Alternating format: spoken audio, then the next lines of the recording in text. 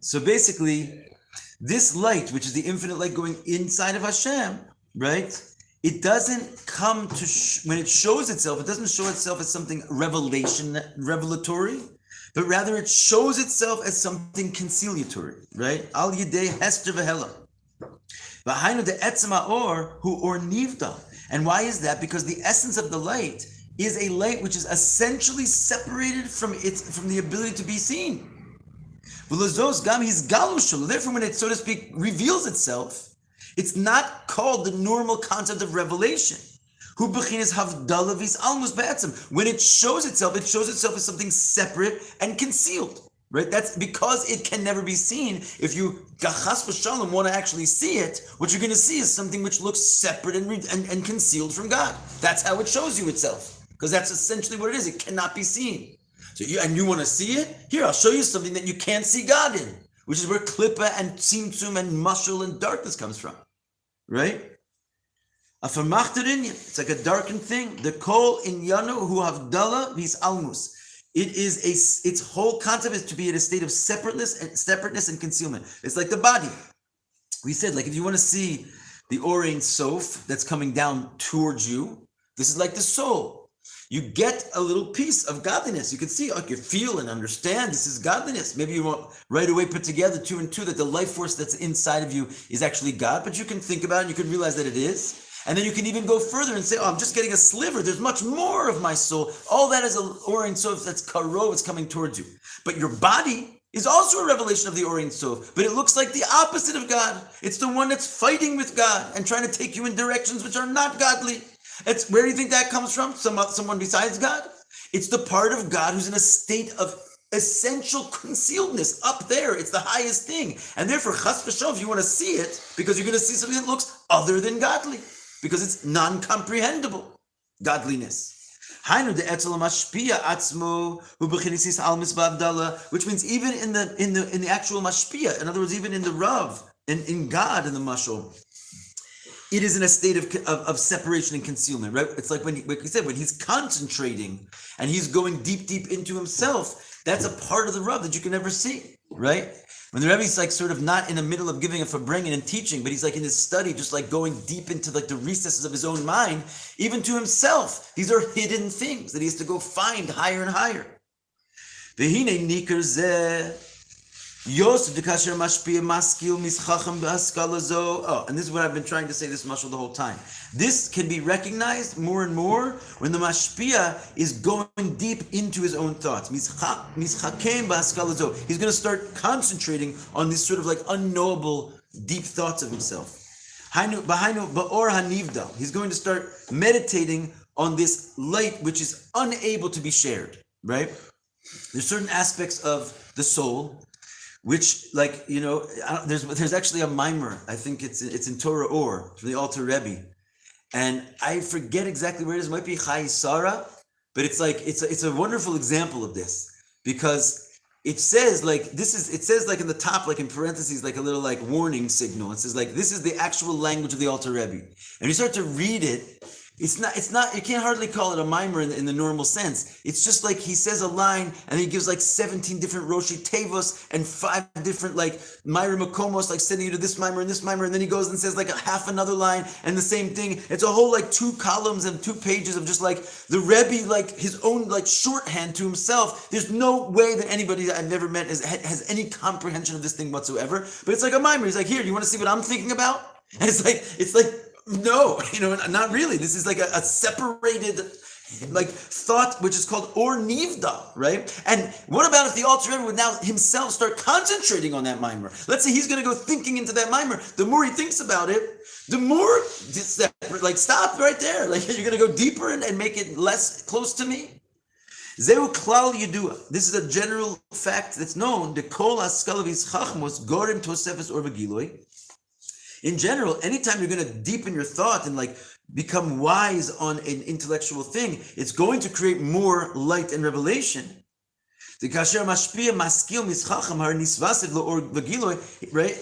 There is some amplification going on. If the Rebbe is going to start thinking about it, it's going to produce more light and revelation. However,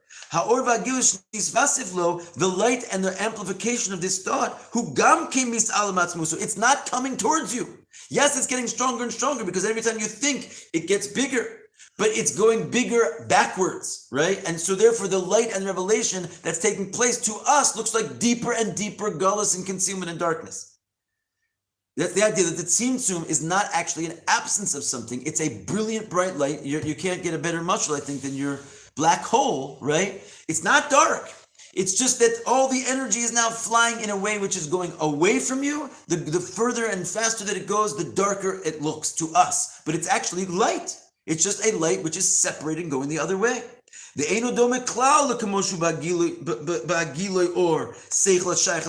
in no way comparable to the other direction of light, which is the revelation of light of the intellect, which is relevant to the student. Which again, that comes in also two parts, makif and panimi. Even though it's coming towards you, doesn't mean you get it all. You might only get like a little ray, a little kav of it. But even the part of the 99% that you don't get, it's still coming in your direction. You just don't yet have the sensors to pick it up. Give yourself 40 years and you'll get that as well. As we've been saying, it takes 40 years to understand the profundity of what your Rav teaches you. But at least he's teaching it to you. He's not going up in his own concentration. Because when it comes to the revelation of the intellect, which is relevant to the student,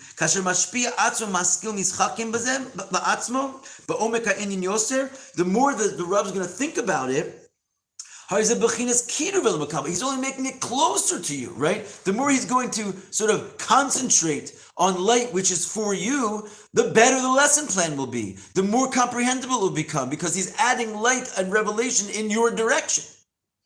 Now, even though this is also an aspect of light where the Rav is thinking to himself, right?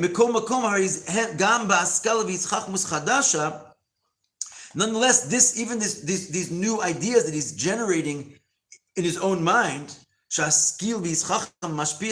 he's coming up in his own mind, we already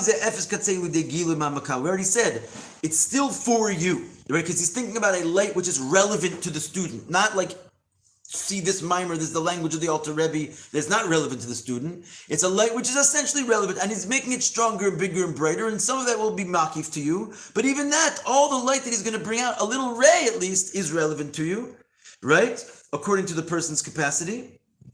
And even the part that you don't see yet, it's still called close to you. It's like the analogy of clothing. It's a makif, but it's still tailor-made for you. And again, after you get wiser, you'll understand it.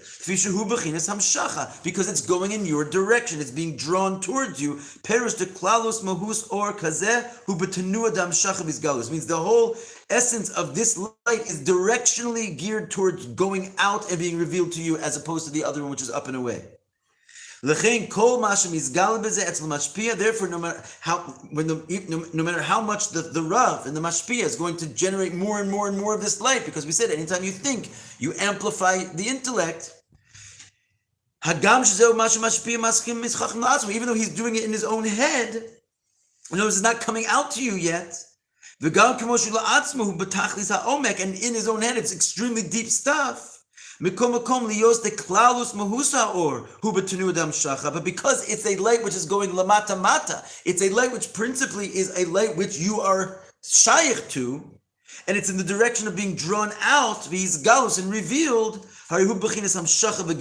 then at some level it's still going towards you, right? So even though he's also deepening and concentrating, he's concentrating on a type of light which is relevant to you, and therefore eventually it'll be revealed to you as well. But in the really deep thoughts, which are like totally not relevant to the world, right? That Hashem is thinking about things, he's not thinking about you.